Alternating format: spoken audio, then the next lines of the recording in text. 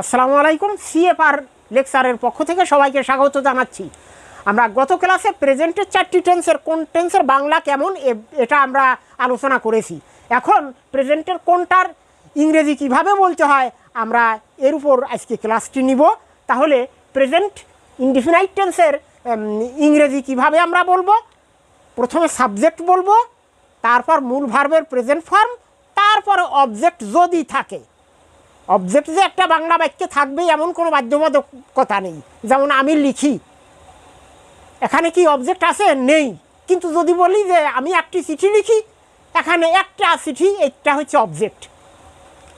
তাহলে present indefinite টেন্সের ইংরেজি কিভাবে বলবো? প্রথমে সাবজেক্ট, তারপরে ভার্বের প্রেজেন্ট ফর্ম, তারপরে অবজেক্ট যদি থাকে। যেমন সে বই পড়ে, এখানে কিন্তু অবজেক্ট আছে, এই যে বই কথাটা আছে, এই বইটা কিন্তু অবজেক্ট। সে বই পড়ে, এখানে কি লিখতে হবে? He reads book. He reads, READS, reads book. He reads book. এই যে বুক কথাটা হচ্ছে অবজেক্ট। কিন্তু যদি এরকম বলতাম যে সে পড়ে, তাহলে হচ্ছে হি রিডস। সে পড়ে, হি রিডস। কি পড়ে তা তো বলা হয় নাই, এই জন্য তখন কিন্তু বুক কথাটা বলা হইতো না। তাহলে যদি বলি যে সে বই পড়ে, হি রিডস বুক, এই যে বুকটা অবজেক্ট।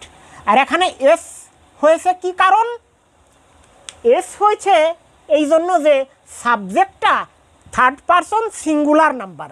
অর্থাৎ সাবজেক্টটা যদি থার্ড পারসন একজন বোঝায়, থার্ড পারসন সিঙ্গুলার নাম্বার, অর্থাৎ সাবজেক্টটা যদি থার্ড পারসন এবং একজন বোঝায়, তাহলে ভার্বের সাথে এস বা ইএস যোগ হয়। এস বা ইএস যোগ হয়। এখন কখন এস যোগ হয়, কখন ইএস যোগ হয়, এটা আমরা পরবর্তী ক্লাসে আমরা বলবো। আর আমরা মনে হয় প্রেজেন্ট ইনডিফিনাইট টেন্সের ইংরেজি কিভাবে বলতে হয় আমরা হয়তো বুঝেছি। যে কিভাবে, প্রথমে সাবজেক্ট, তারপরে মূল ভার্বের প্রেজেন্ট ফর্ম, তারপরে অবজেক্ট যদি থাকে, অবজেক্ট বা বাকি অংশ। যেমন তারা স্কুলে যায়, ইংরেজি কি হবে? দে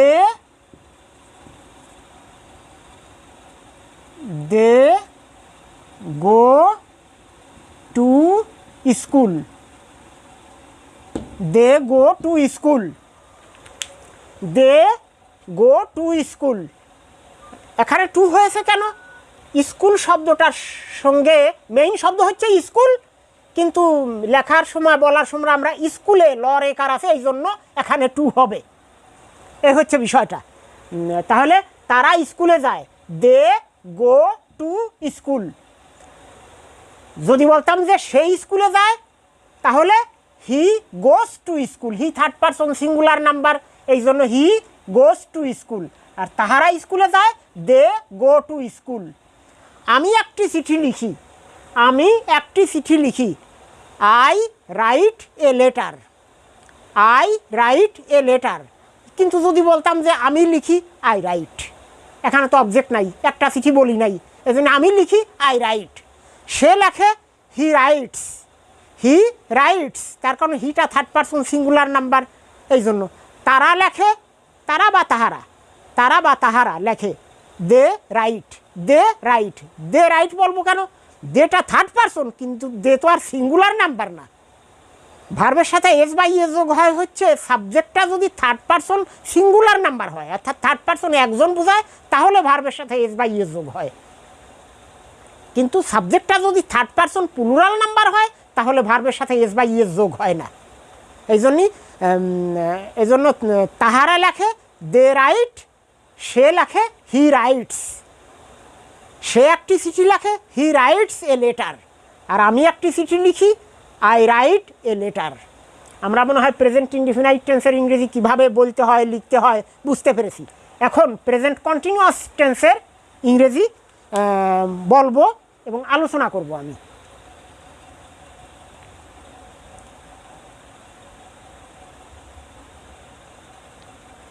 প্রেজেন্ট কন্টিনিউয়াস টেন্সের ইংরেজি লিখতে হলে বলতে হলে আমাদের প্রথমে সাবজেক্ট বলতে হবে, তারপরে অক্সিলারি ভার্ব এম, ইজ অথবা আর, তারপরে মূল ভার্বের সাথে আইএনজি যোগ করতে হবে, তারপরে অবজেক্ট বা বাকি অংশ। তাহলে কি প্রেজেন্ট কন্টিনিউয়াস টেন্সের ইংরেজি বলতে হলে প্রথমে সাবজেক্ট, তারপরে অক্সিলারি ভার্ব এম অথবা ইজ অথবা আর, এই তিনটার একটা ব্যবহার করতে হবে, তারপরে ভার্বের সাথে আইএনজি, ভার্বের সাথে আইএনজি, তারপরে অবজেক্ট বা বাকি অংশ। অবজেক্ট থাকবেই এমন কোনো বাধ্যবাধকতা নাই, আমরা একটু আগে এটা আলোচনা করেছি। যেমন সে বই পড়িতেছে, সে বই পড়িতেছে এর ইংরেজি হচ্ছে প্রথমে কি সাবজেক্ট, সে। হি, হি ইজ রিডিং, আর ই reading book, book, he is reading book. সে বই পড়িতেছে, হি ইজ রিডিং বুক। যদি বলতাম যে এরকম যে সে পড়িতেছে, হি ইজ রিডিং, তারা স্কুলে যাইতেছে, they are going to school, তারা স্কুলে যাইতেছে, they are going to school. যদি বলতাম যে তারা যাইতেছে, দে আর গোয়িং, তারা বা তাহারা যাইতেছে, দে আর গোয়িং, তাহারা স্কুলে যাইতেছে, they are going to school. আমি একটি চিঠি লিখিতেছি, I am writing a letter. যদি বলতাম যে আমি লিখিতেছি, আই এম রাইটিং, এখানে অবজেক্ট নাই, আমি লিখিতেছি, আই এম রাইটিং। যদি বলতাম আমি একটি চিঠি লিখিতেছি, এখানে একটা চিঠি object, I am writing a letter. সে লিখিতেছে, সে লিখিতেছে, হি ইজ রাইটিং, সে একটা চিঠি লিখিতেছে, he is writing a letter. মা ভাত রান্না করিতেছে, মাদার ইজ কুকিং রাইস, মা রান্না করিতেছে, মাদার ইজ কুকিং। আমরা মনে হয় প্রেজেন্ট কন্টিনিউয়াস টেন্সের ইংরেজি কিভাবে বলতে হবে এটা বুঝতে পেরেছি। এরপর আমরা present perfect tense, present perfect টেন্সের ইংরেজি কিভাবে বলতে হয় এটা আমরা আলোচনা করব। প্রেজেন্ট পারফেক্ট টেন্সের ইংরেজি বলতে হলে প্রথমে সাবজেক্ট বলতে হবে, তারপর অক্সিলারি ভার্ব হ্যাভ বা হ্যাজ, তারপরে মূল ভার্বের পাস্ট পার্টিসিপল ফর্ম, তারপর অবজেক্ট বা বাকি অংশ বলতে হবে। তাহলে প্রথমে কি সাবজেক্ট,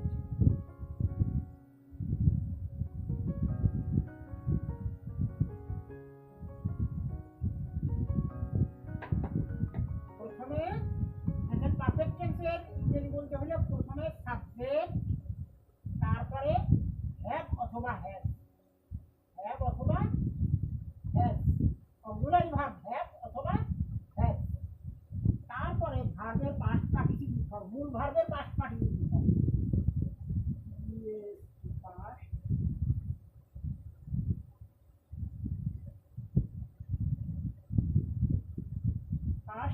মূল ভার্বের পাস্ট পার্টিসিপল ফর্ম, তারপরে অবজেক্ট বা বাকি অংশ। তাহলে কি প্রথমে সাবজেক্ট, তারপরে হ্যাভ অথবা হ্যাজ, তারপরে মূল ভার্বের পাস্ট পার্টিসিপল ফর্ম, তারপর অবজেক্ট বা বাকি অংশ। তাহলে আমরা একটি ইংরেজি লিখতে চেষ্টা করি। সে বই পড়েছে, সে বই পড়েছে বা পড়িয়াছে, পড়েছে বললে চলিত ভাষা, পড়িয়াছে বললে সাধু ভাষা। সে বই পড়েছে, কি বলতে হয়, লিখতে হবে প্রথমে সাবজেক্ট, হি has read, ভার্বের পাস্ট পার্টিসিপল ফর্ম, আর ই মূল ভার্বের past participle form, read, read book, he has read book, সে বই পড়েছে বা পড়িয়াছে, he has read book। আমি একটি কলম কিনেছি, কিনেছি বা কিনিয়াছি, কিনেছি বললে চলিত ভাষা, কিনিয়াছি বললে সাধু ভাষা।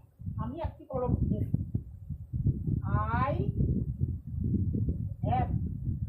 I have bought, bought a pen, I have bought a pen, bought ভার্বের পাস্ট পার্টিসিপল ফর্ম, মূল ভার্বের past participle form, present perfect টেন্সে মূল ভার্বের past participle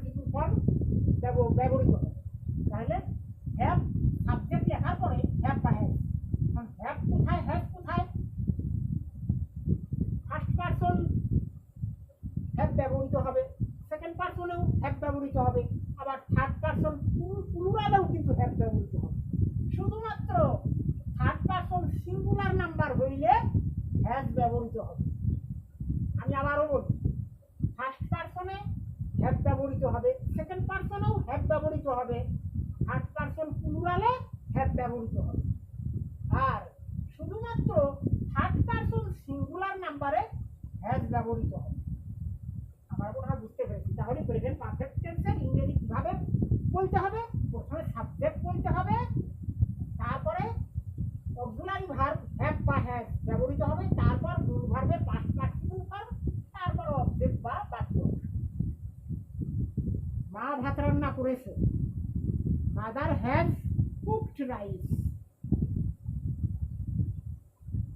mother has cooked rice. তারা বই পড়েছে, তারা বা তাহারা বই পড়েছে, দে হ্যাভ রেড বুক। তারা বা তাহারা, তারা বই পড়েছে, পড়েছে বা পড়িয়াছে, দে হ্যাভ রেড বুক। সে একটি কলম কিনেছে, he has got a pen. কি থার্ড পারসন একজন, সাবজেক্ট যদি থার্ড পারসন একজন বোঝায় তাহলে হ্যাজ ব্যবহৃত হয় অক্সিলারি ভার্ব। আমাদের কিন্তু এটা মনে রাখতে হবে। আমি আবারও বলছি যে ফার্স্ট পারসনে হ্যাভ ব্যবহৃত হবে, সেকেন্ড পারসনেও হ্যাভ ব্যবহৃত হবে, থার্ড পারসন প্লুরালেও হ্যাভ ব্যবহৃত হবে, শুধু থার্ড পারসন সিঙ্গুলার নাম্বারে হ্যাভ ব্যবহৃত হবে।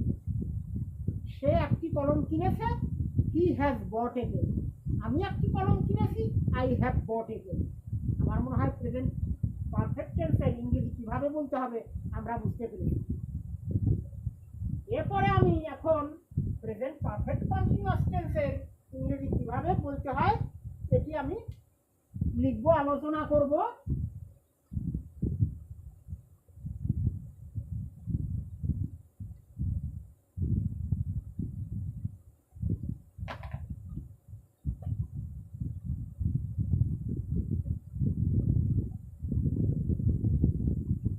প্রেজেন্ট পারফেক্ট কন্টিনিউয়াস টেন্সের ইংরেজি বলতে হলে প্রথমে আমাদের সাবজেক্ট বলতে হবে, ব্যবহার করতে হবে, তারপর অক্সিলারি ভার্ব হ্যাভ বিন বা হ্যাজ বিন, তারপরে মূল ভার্বের সহিত আইএনজি যোগ করতে হবে, তারপরে অবজেক্ট বা বাকি অংশ, তারপরে সিন্স অথবা ফর ব্যবহার করতে হবে, তারপরে টাইম। তাহলে আমি আবার এইটা লিখতে চেষ্টা করি। প্রথমে সাবজেক্ট, সাবজেক্ট, তারপরে হ্যাভ বিন বা হ্যাজ বিন, হ্যাভ বিন বা has been,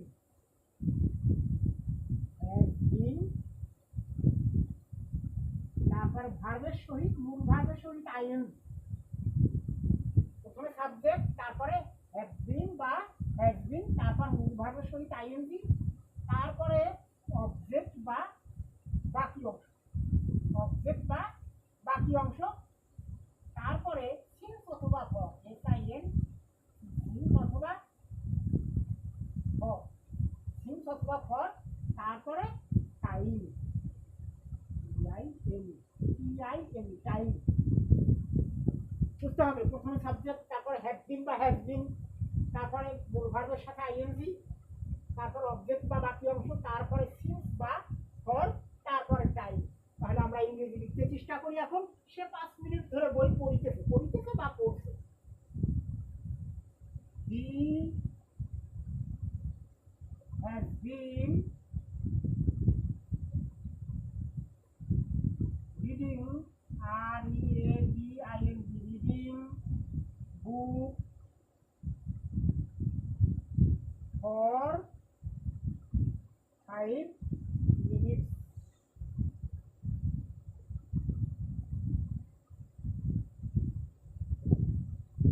He has been reading book for 5 minutes.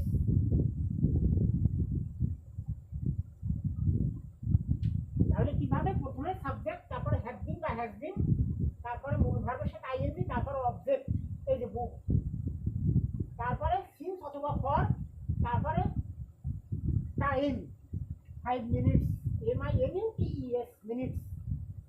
তাহলে আমরা একটি আলোচনা করছি কি যে প্রেজেন্ট পারফেক্ট কন্টিনিউয়াস টেন্সের ইংরেজি কিভাবে বলতে হয়? প্রথমে সাবজেক্ট, সাবজেক্ট বলার পর হ্যাভ বিন অথবা হ্যাজ বিন। তাহলে কোথায় হ্যাভ বিন, কোথায় হ্যাজ বিন আমরা বুঝতে চেষ্টা করি।